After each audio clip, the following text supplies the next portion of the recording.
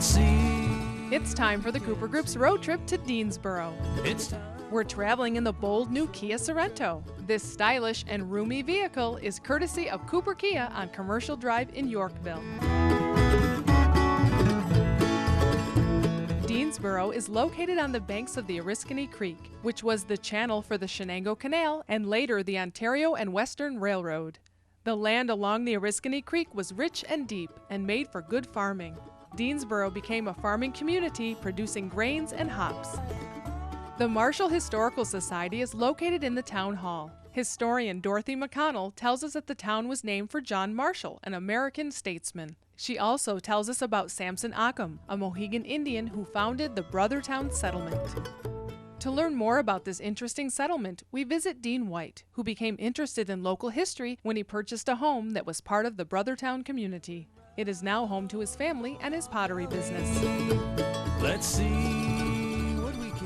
I've lived in this house for about 30 years, and when I first moved here, the man that I bought the house from told me the Indians once built the house. And it really sparked my interest because I thought, Indians didn't live in houses, and then it made me research more about the Indians that lived here. Well, in the 1700s, there were 7 New England tribes that came here from the New England states, and they really wanted to live as the white men.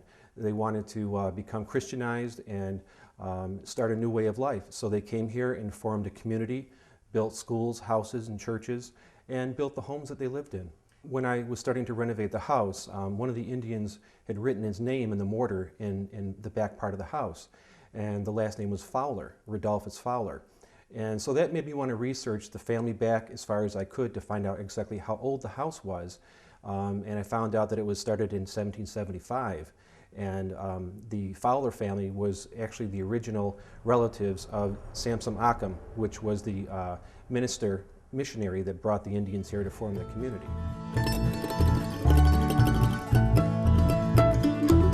It's a very important house because it's the oldest one in Oneida County. It was built in 1775, even before we were a country. And it's on the corner of Bogasville Hill Road. I've driven by this for years and years and years, and now I know the meaning of it. It seems that shady entrepreneurs existed even back in the 1800s. There was one fellow in particular who was supposed to be doing manufacturing of silver spoons across the street from here. In fact, what he was into the business of was counterfeit coins. When the federal agents came here to arrest him, he jumped out of a window, ran up the hill with his plates and buried them. They're probably still up there someplace. And they were the bogus plates that he used, and that's why this is called Bogasville Hill Road.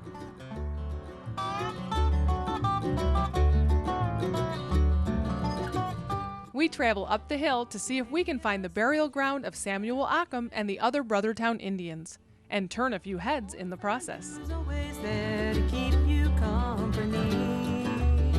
Maybe it's you who fills a place in someone's heart. Like actors in a There is something up here that is not bogus, and you can hike to it yourself as we just did. Way off of the road, in here maybe a quarter of a mile, is a burial ground. One of the people who is buried somewhere here is Samson Occam. The story with Samson is this. He was given $50,000 by the King of England along with a golden cane, and he was supposed to take that money to establish a college here. The college was Dartmouth. Well, something happened with the money, people ran with it, and the college was never established here. You know where it went finally. Samson wanted to be buried in an unmarked grave because of this golden cane, and legend has it that he's somewhere around here. Nobody knows exactly where. What we do know is this, that there are some other people who are buried here. The headstones are still here. They're up against a tree if you come back. More interesting than that, though, is the fact that this was also an Indian burial ground. The Indians who are buried here are from the Brothertown community, and the Indians didn't have headstones. They would only put a stone on top of the grave. And apparently, from what I can tell, we have found at least 2 that have these little flags on them. So we are assuming that this is the grave site of one of the Indians. Just trying to find my way back home. Just trying to find my way back home.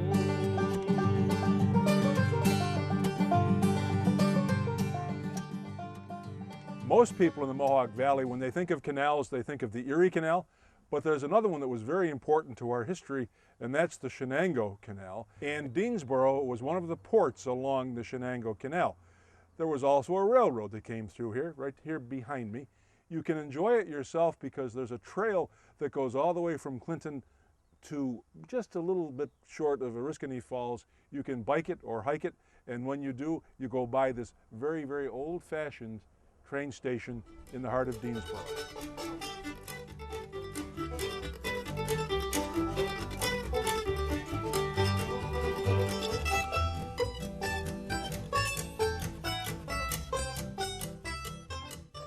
Deansboro was also a thriving mill town. In 1900, electricity was brought here from the creek, and it was done with this contraption behind us. We tried to figure out how it worked, but we don't know. If any of you know, give us a call and let us know. Whether fate or destiny or plans from somewhere above, certain people were bound to meet to share a little bit of their love. For a day, a week, a year, or sometimes maybe more. Little bit of Within walking distance of Deansboro, there's a little picnic area, and it's also a veterans park. If you'd like to come out here and just relax by the creek with the sound and the water, it's a great place to come. She's a thirsty